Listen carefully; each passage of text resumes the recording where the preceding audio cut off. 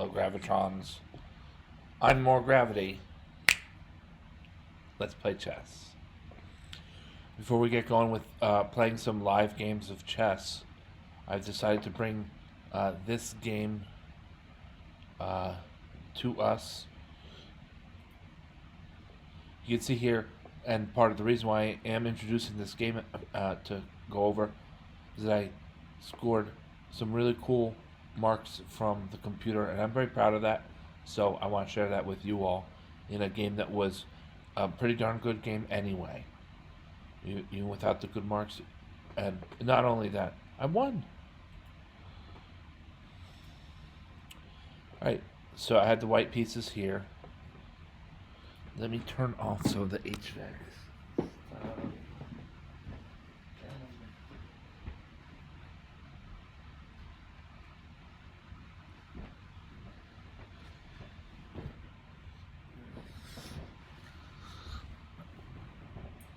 All right. Okay, so excuse that. Time. We play e4, e5. I have the white pieces. Knight f3, and then right off the start, I was like, huh?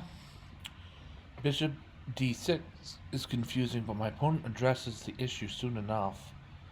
And queen e7 was strange. Eventually, bishop back to c7. So I guess I have to admit I got off to a good start based on some lousy moves by my opponent. Uh, Even in this position, white holds quite a bit of advantage. Trade some pieces. And queen to...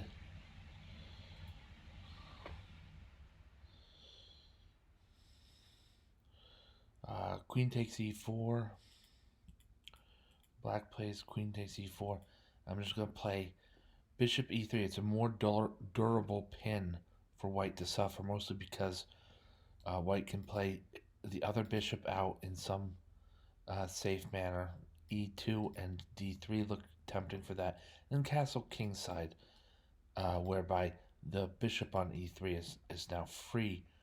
And this all can happen. This will all happen before black has enough time to safely um, challenge the bishop on e3 with a pawn, for instance. So just bishop e3 here, blocking blocking the check as a tall pawn is better than bishop e2, or even worse, moving your king too early. So bishop e3.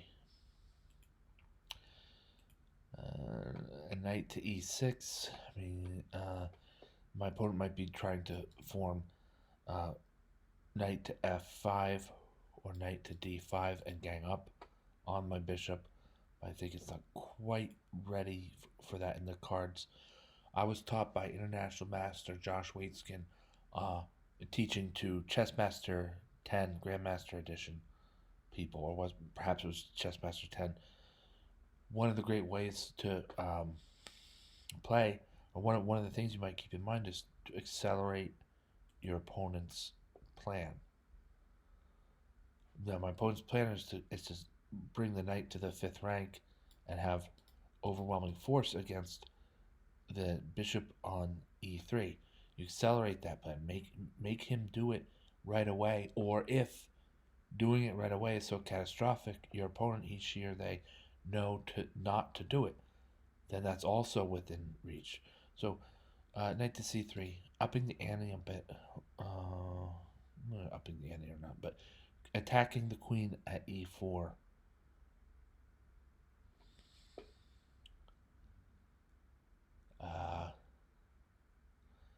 And yeah, my opponent has to respond. So, queen to e6, and I'm protecting my queen while castling.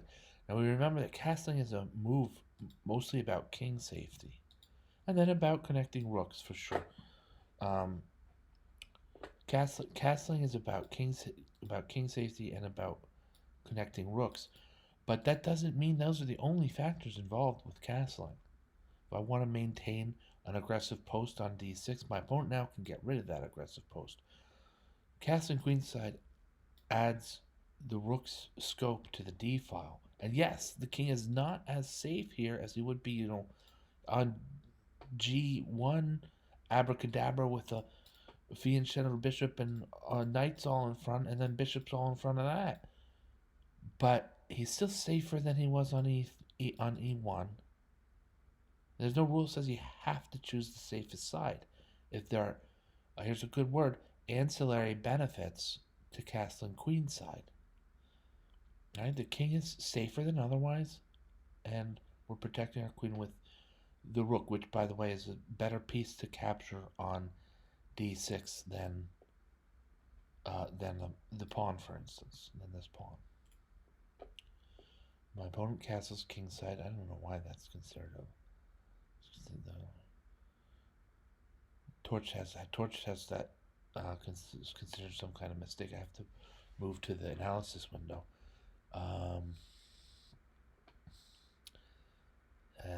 King g8 or castles kingside rather is all the way to a mistake because of queen d2.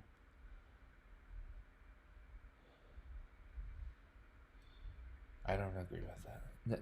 It's not a huge deal, but it's not a big deal, like all important or whatever. But I don't agree. I don't quite agree with that. The casting makes a lot of sense there.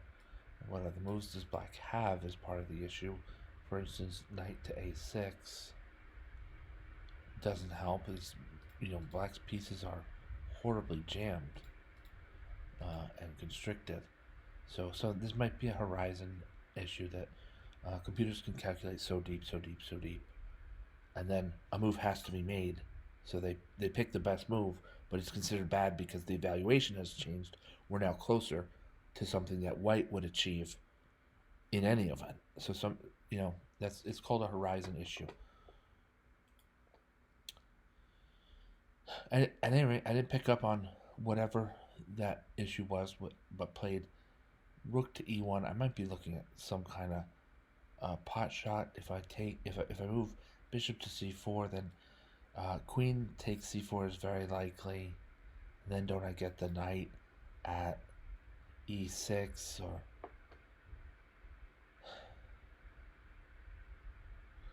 Yeah, I think Torch has got this one right.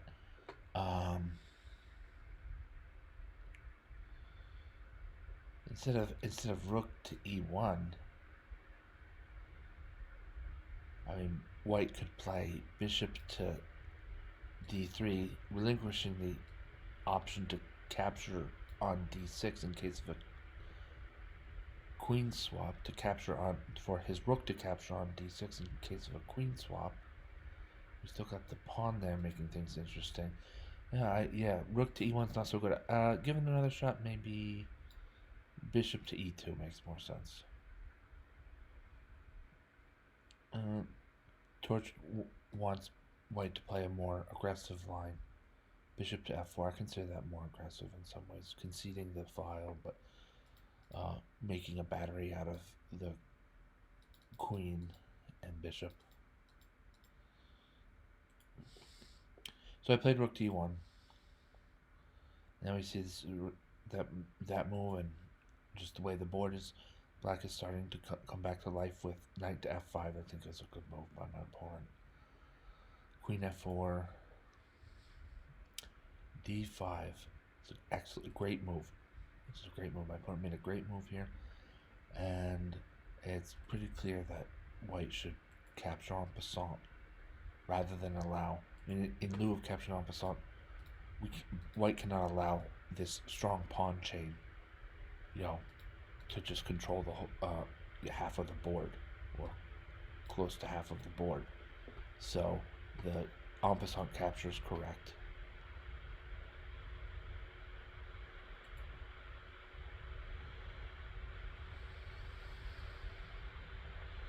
And I follow through with the correct move here. It's tempting to want to play bishop c5, then white loses a full rook and is in check. That would be it. The game that black would have gained pretty much at that point.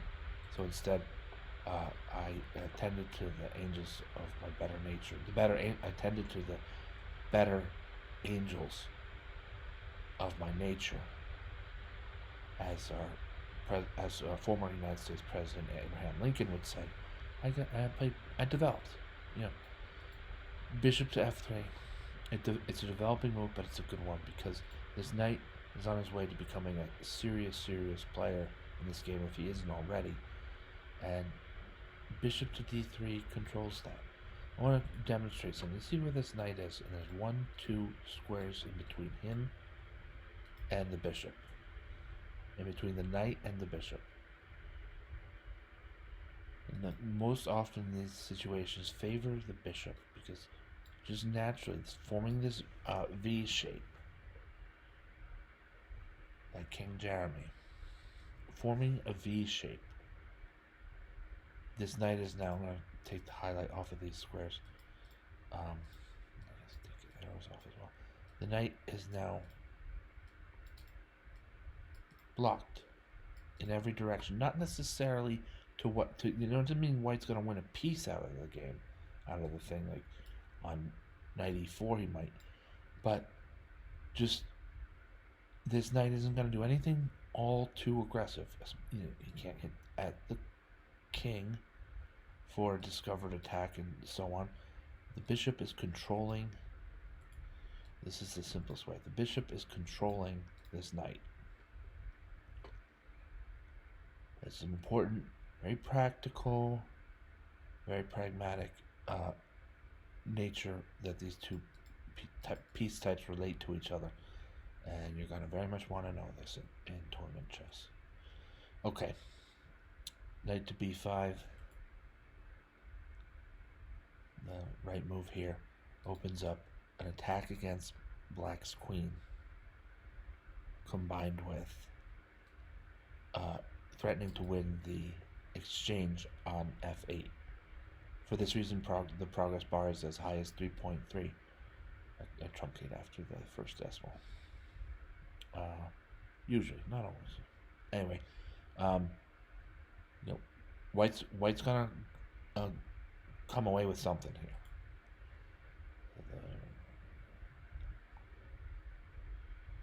Queen moves. I think we have a little bit of move order issues here. That bishop takes f8. Oh, it still is the best move.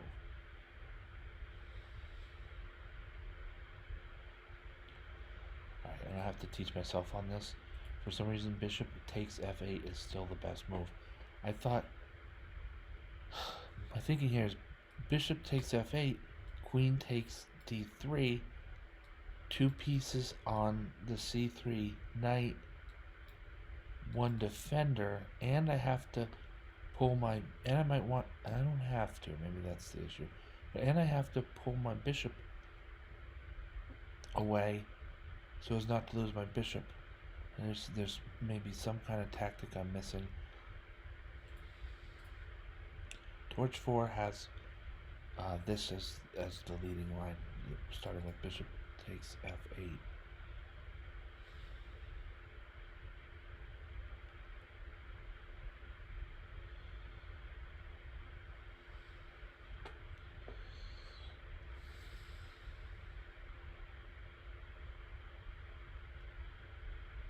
I'm almost tempted to play bishop takes h7.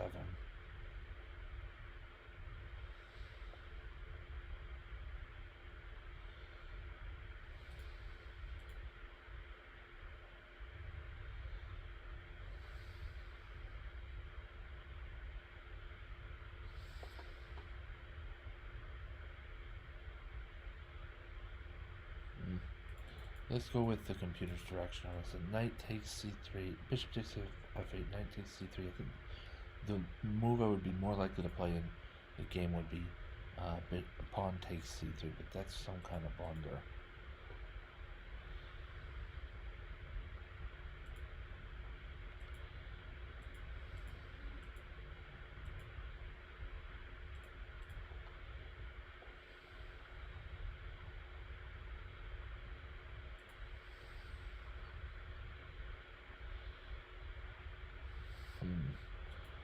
is a follow-up part of the same attack.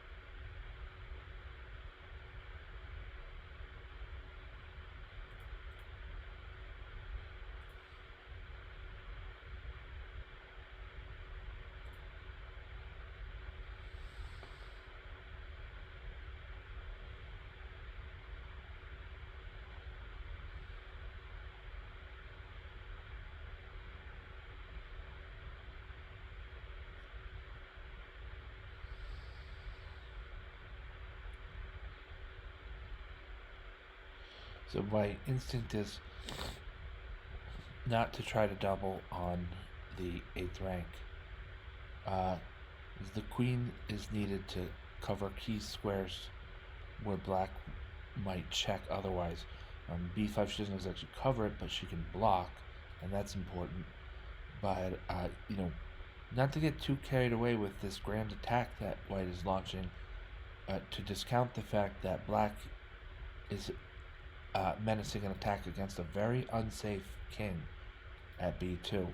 So I think queen to b8 would be tempting, but not the right move.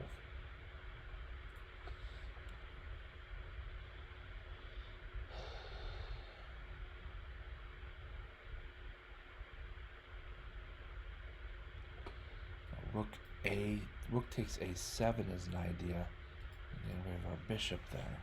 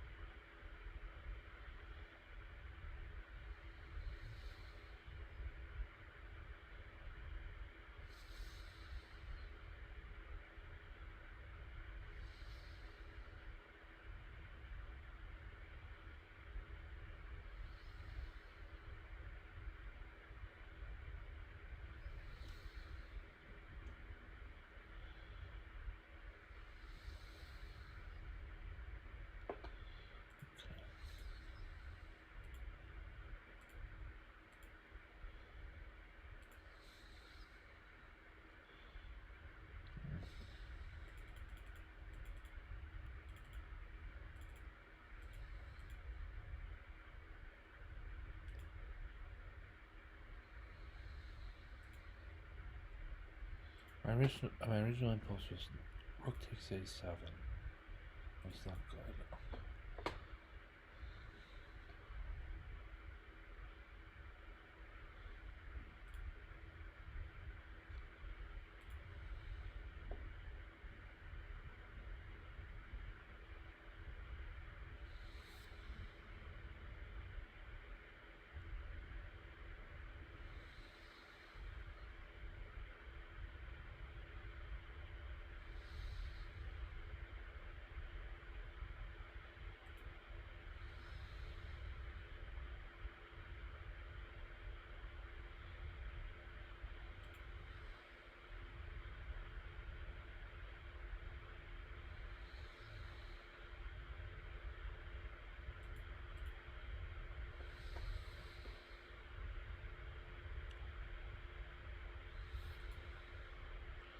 This is what I'm looking for. His source is a queen trade.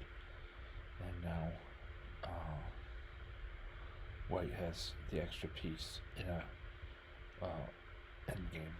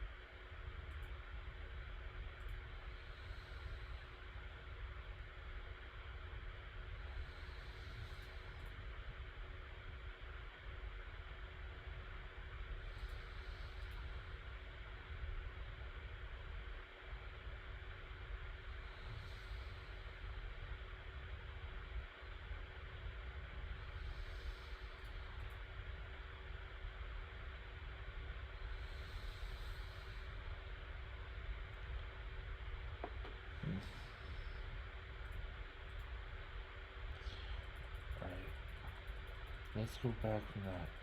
Maybe giving the exchange up so freely was not as on target as some simplifications are.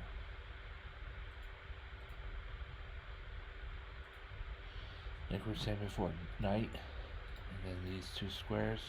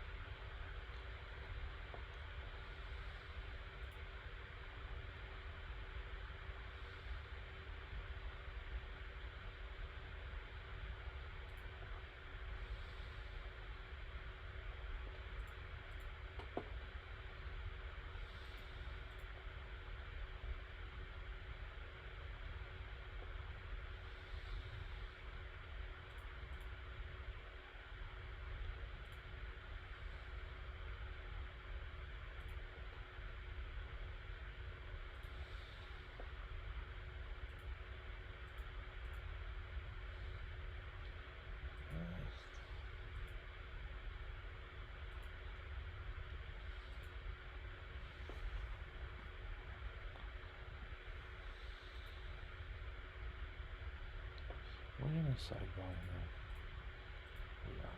Let's go back to the main game. There's ways to win this. I'm not playing well, but there are ways to win that. Alright, back to the game that spawned all that. My opponent played queen to d7. And I worked the tactic out correctly, or one of the correct ways to work out this tactic. I had the exchange as a result. Now, White's part of the reason this tactic exists. I'm going to show you a tactic here. Part of the reasons why this tactic exists is that black is still not fully developed. He's got a bishop on c8 that can't move right away anyway. This is on move 21. I mean, you could say white's not fully developed because of h1, but then the rooks kind of don't always count into that. But anyway, development is an issue for black here. And the move knight to d5 is an if-then type move. You can calculate this easier than, brute force.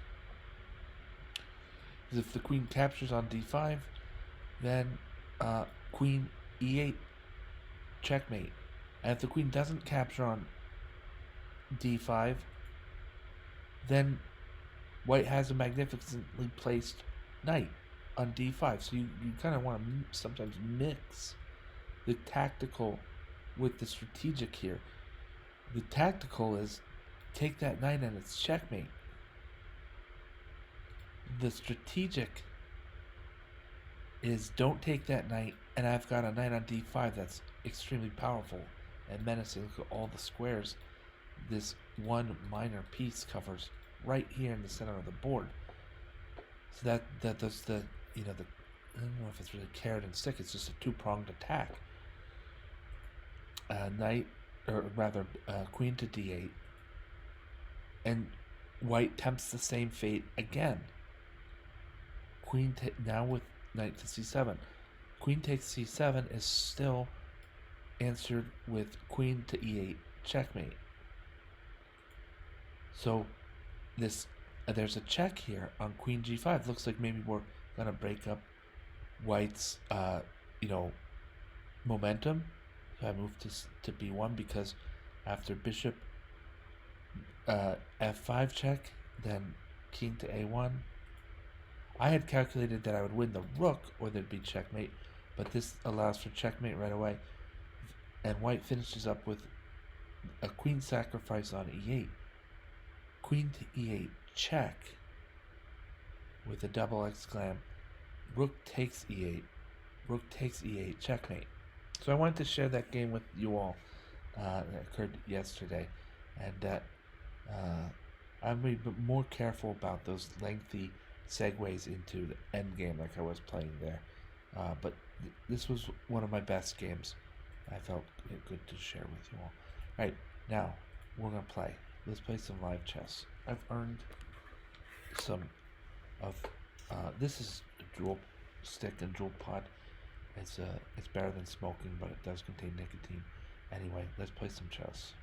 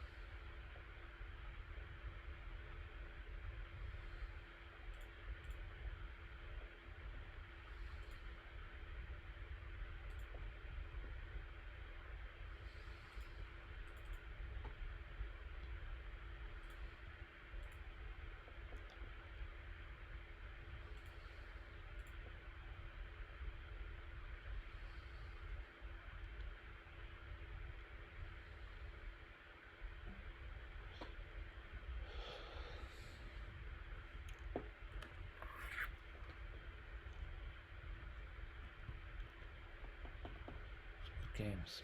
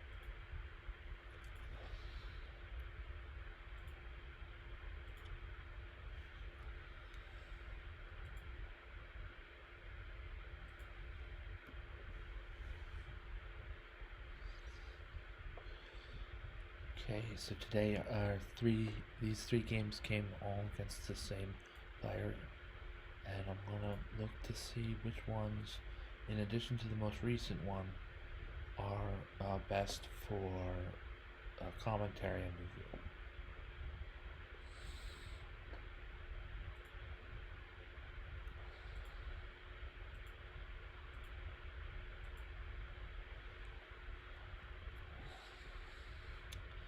This game wasn't all that accurate. Open board, lots of tactics, complicated, many pieces on the board. Torch is gonna find inaccuracies all over the place because humans aren't playing all that strongly in those positions. What you have to be able to do is play against the idea. And this was a critical moment. Let's go over this critical moment here. Bishop captures the pawn on d5. And with the right move, looks like black will be doing quite well. The right move is queen to f2. And obviously king to h1.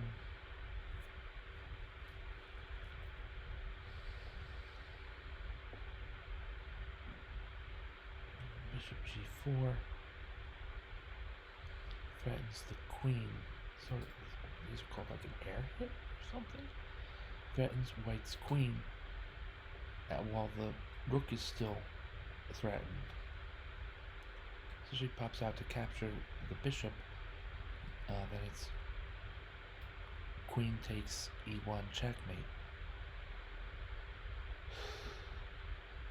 Well, a bit of a tactic there that I missed.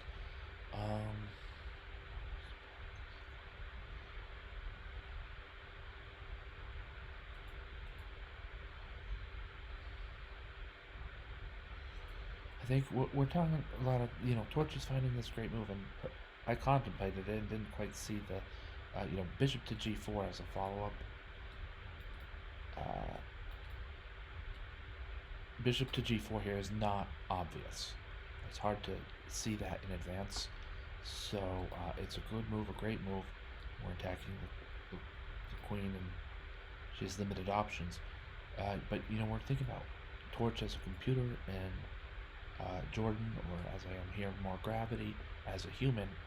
The human tendency to want to hold on to what you sort of, in this case, already have. I already have, more or less, the rook on a1. So I'm thinking that's good. Risk-averse people want to keep that. These moves with my knight here against f2 are to say, this is the gravy of having this rook. This rook is not going anywhere while the queen is under attack.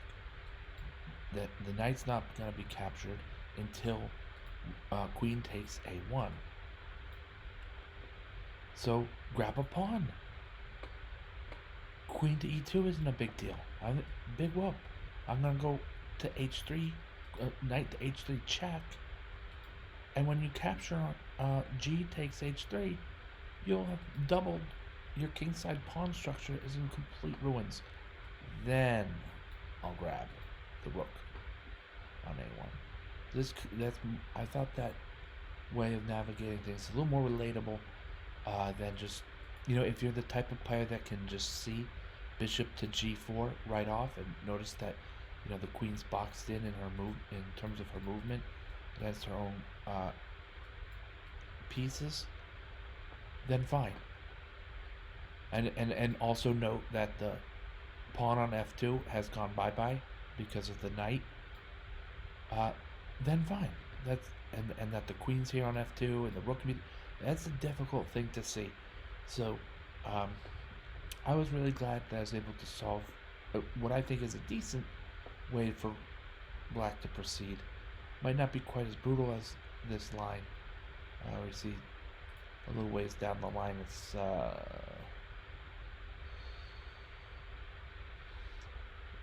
black is up a rook and a pawn or two, something like that. Okay, but I feel like this is still a good move. I don't know that white's really as strong as 3.2 to the better here. I don't believe that. Queen moves, the check, double these pawns. King's wide open, and queen takes a1, gives black this material lead. And just look at white's pawn structure.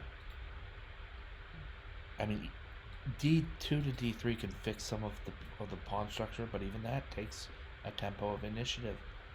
And white's king is very unsafe. Very unsafe. I see that the bishop's there, but thematically, the light squared bishop of white's light squared bishop could capture on h3, and in some situations challenged by playing not challenge, pressure by playing bishop to b7. We've got open files. This is not looking good for white with a 1 point material disadvantage. The safe king is huge on a board like this. The bishop's penned in until maybe he tries bishop a3 or bishop b3 is not good. Bishop a3 I think happened. That came to fruition or came to be true. Okay, so that's my say so on that position. Bishop to a3 is good here. Yes, this is good. This is great. Get the shot against the queen and against the rook. Black will have to concede something. I make it as hard as possible for white, and rook to b1 is the best way to do that. It forces action because otherwise black will overwhelm white on e1.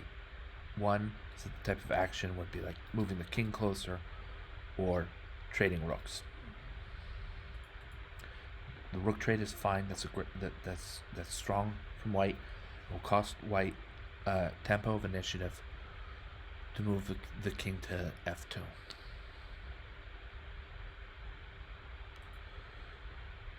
I think maybe Torch has this king to g2 is best here. I don't know why. Well, I don't know. Blocking with the queen's a bit silly. The material disparity and the nature of the material disparity, plus, again, the pawn structure. The issues with white's pawn structure.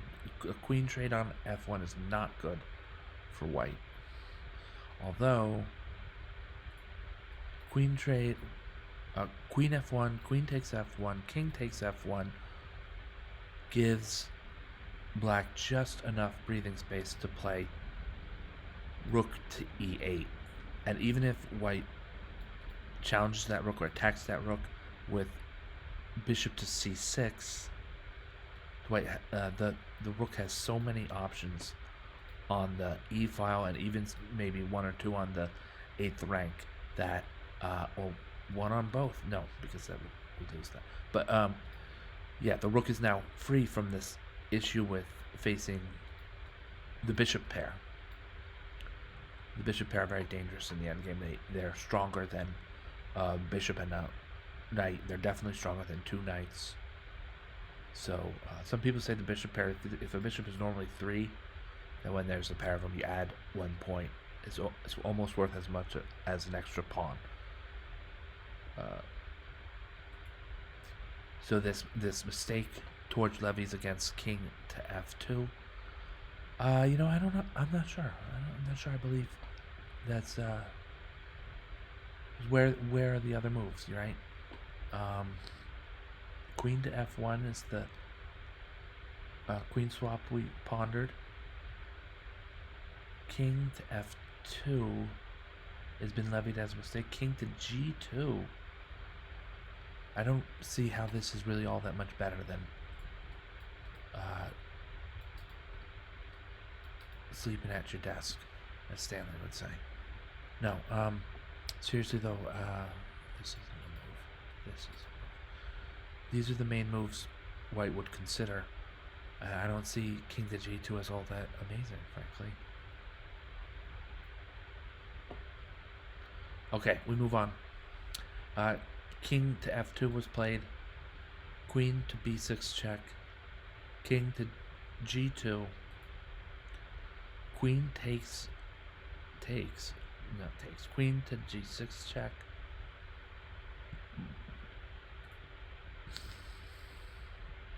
c5 would have been strong here. It's a more static position. Things are more in place with c5. Black blocks the dark squared bishop that White has on a3.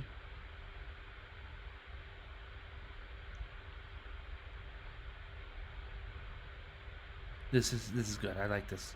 It's a good suggestion. I don't know. We have enough time for it, my opponent, and this is better for. It's a little bit better for Black. This bishop is crazy good, so we got to find a way to get him off the board, isolate him, or whatever it is. Queen to g6 check. The move back to h1. And yeah, you know, rook to d8. Torch is suggesting just suffer the loss of the exchange on the back rank.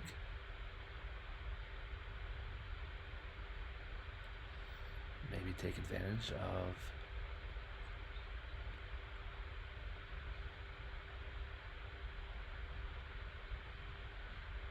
there's a potential mate on f1.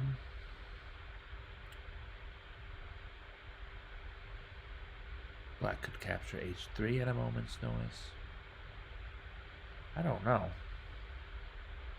I'm not such a fan of that. Maybe I did well the way I played it. Is it rook to d8, pawn to d3 is a miss. The torch 4 wants White to play queen to e7. And then there's some serious threats against Black's king, right? Okay. Queen to e7. The rook is. Let's play this out. Let's show this on practice. Rook is attacked. And he just doesn't have anywhere to go, really. There's no safe way. He can't vacate. I mean, rook to d6 might block the support from White's own bishop. Or then still, you know, bishop takes d6. And Black either has to lose.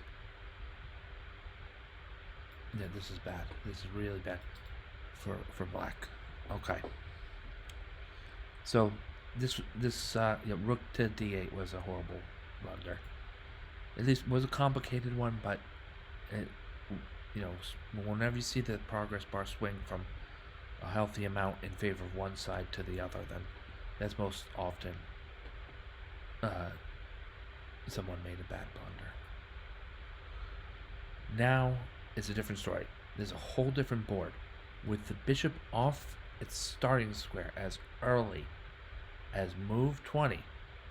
I'm being sarcastic. With the bishop off its starting square, the rook has places to which he can flee. Rooks are guys for me because I like the Isle of Lewis chess set, where the rooks are wards and the individuals depicted are men, clearly warriors with sword and shield from the 12th century. So men. Plus, you look at the guy and say he's got a big beard. He's a man. Do the wards have beards, or am I thinking of a king? Anyway, bishop e7. Pin the bishop. It's not too bad. The threat is to capture on e7, and upon recaptures, then there's almost not quite a checkmate looming after that. Okay, so that's not real. That's not a good threat. That's not real. Queen f3.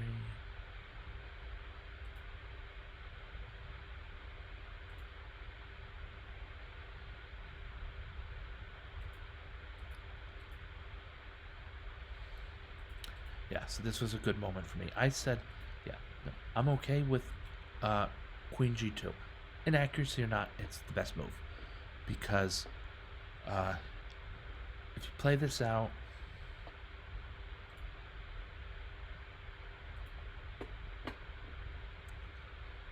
okay, so Queen takes G2. We knew that. Bishop takes G2. And this way, this is the stronger way for White. White has some drawing chances. Not much. I've got a rook. My pawns make sense. And do I have an extra one of them? Alright. No. But, there's nothing crazy bad with my pawns. There's nothing crazy bad anymore with White's pawns either, by the way. But this is a type of endgame where all else being equal, the side with the rook should win. So, and that's what I did.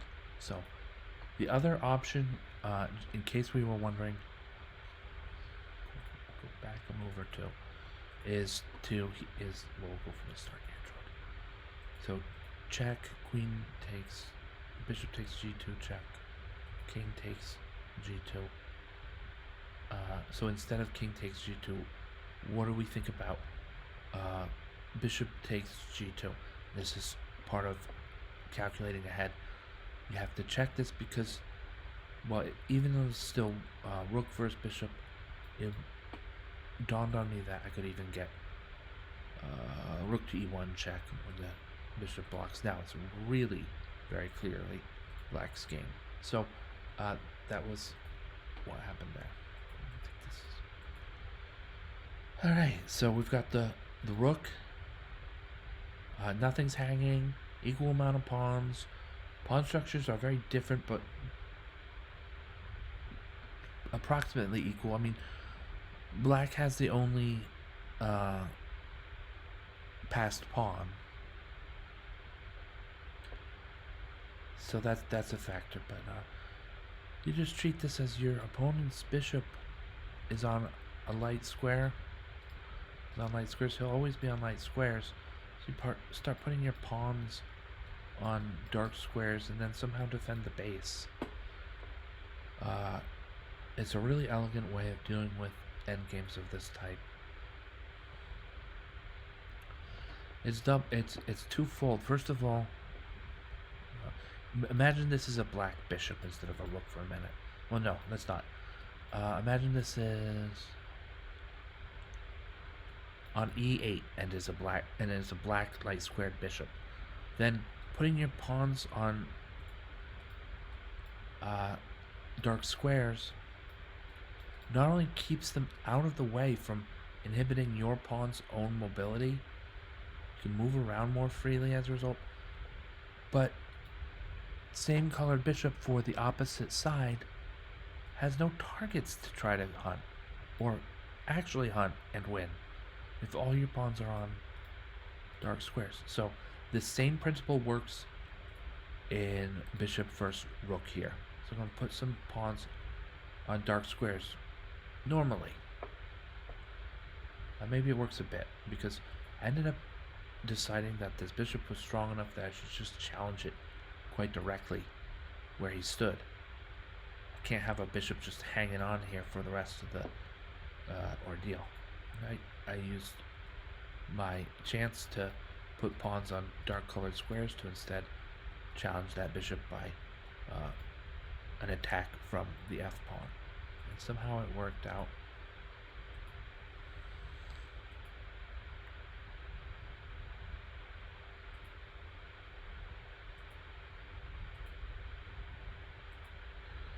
Okay. Using my king. Active king.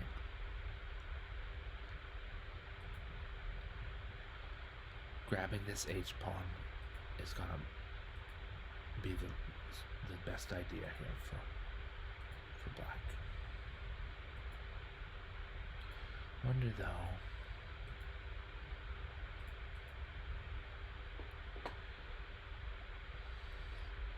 This is in, okay, let's try this in practice.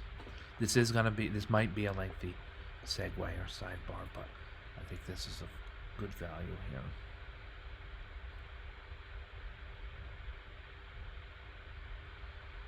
So just by putting my king on the g5, I've already alerted my opponent's king, and he's come forth to try to stop me from checkmating.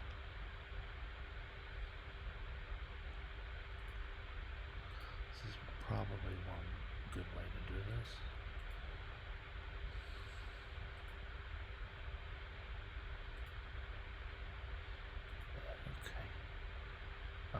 I played this slightly wrong.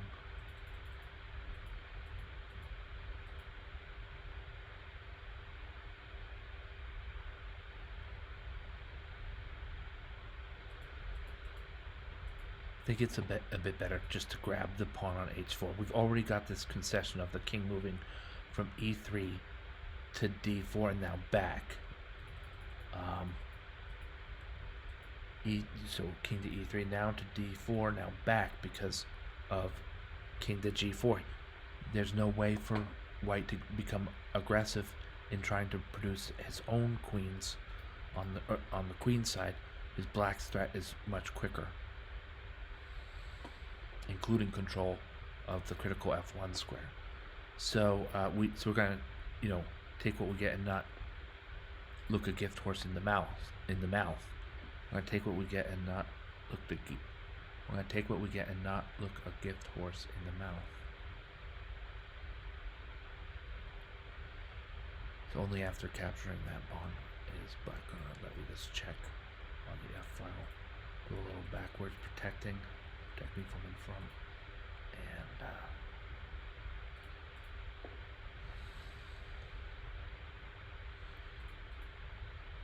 white's efforts at promoting are just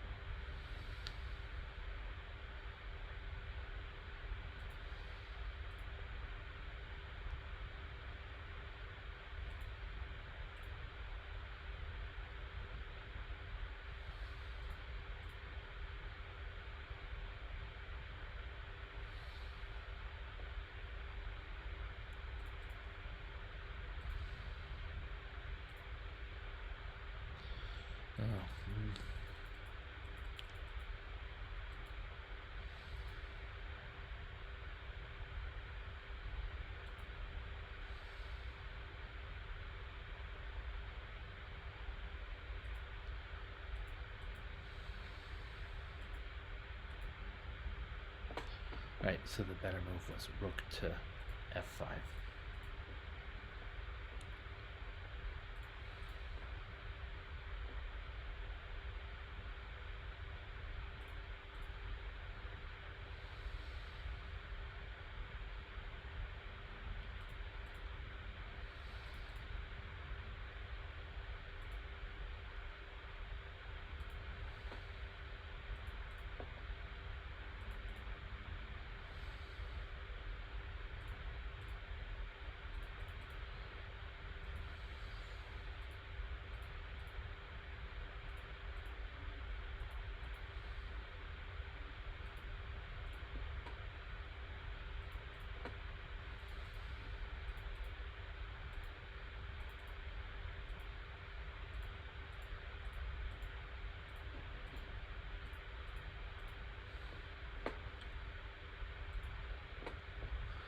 Alright, so that's that sidebar. And the game itself continued with some of the same themes. I'm just gonna here pick up a bishop. That's all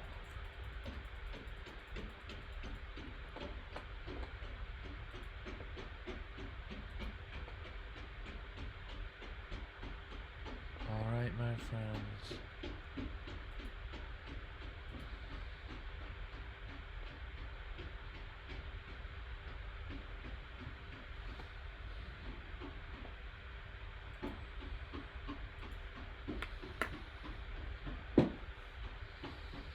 Thank you for watching. Thank you, Gravitrons. I'm more gravity. Have a great night.